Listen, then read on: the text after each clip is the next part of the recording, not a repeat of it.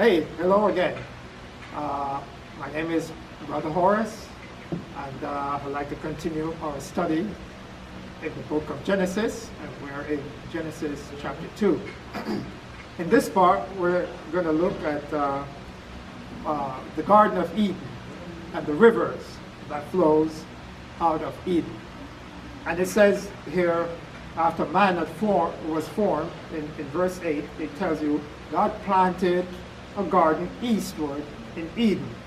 And there he put the man whom he had formed.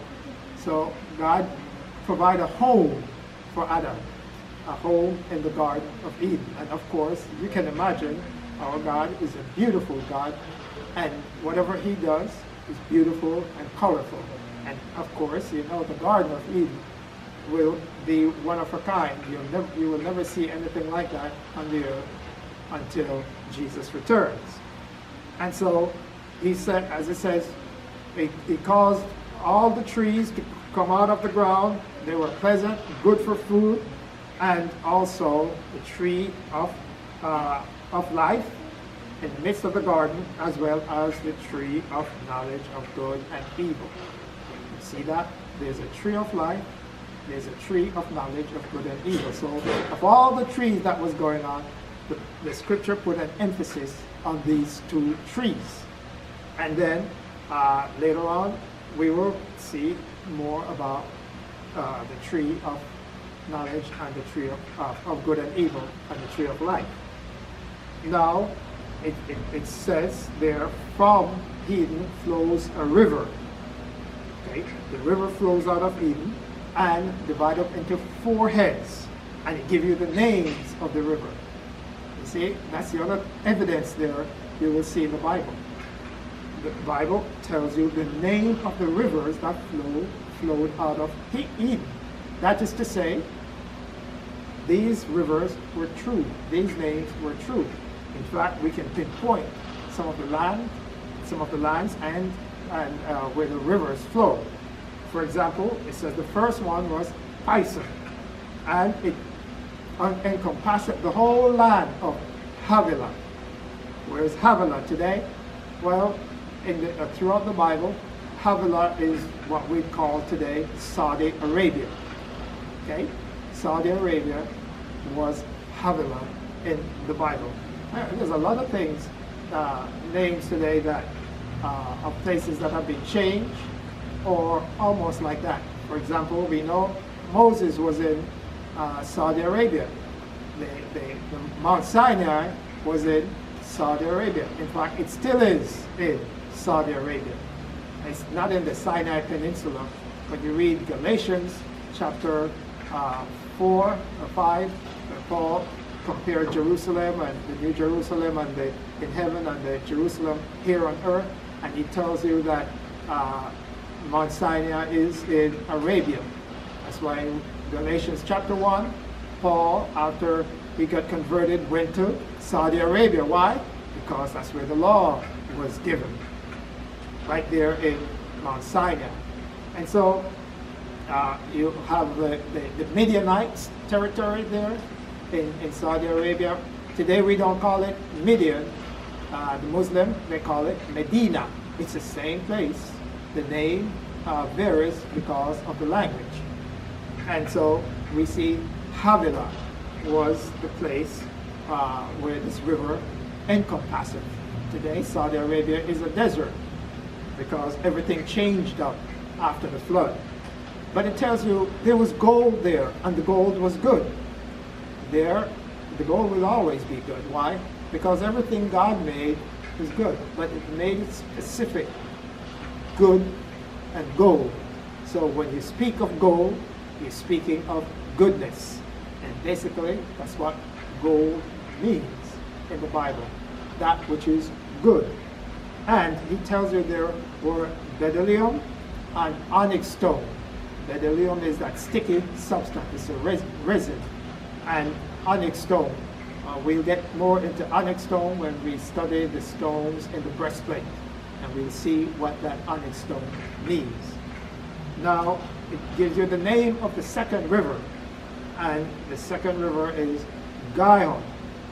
and or Gihon, and it encompassed the whole land of Ethiopia. It says the original Hebrew is Cush, okay, because you see the ancient name for Africa is Cush. So you have to be careful when you say Cush, because there's a lot of Cushes in the Bible. For example, the land south of Egypt, the Romans call it Nubia, is also called Cush.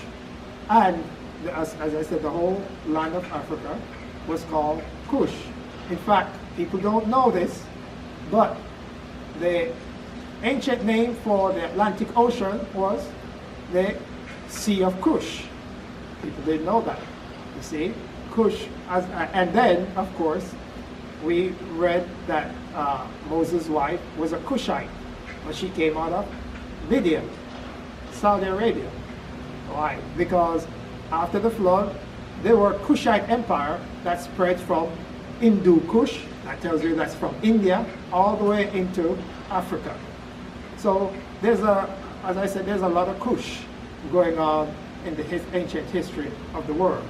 But here it talks about it making reference to Africa, the whole land of Kush.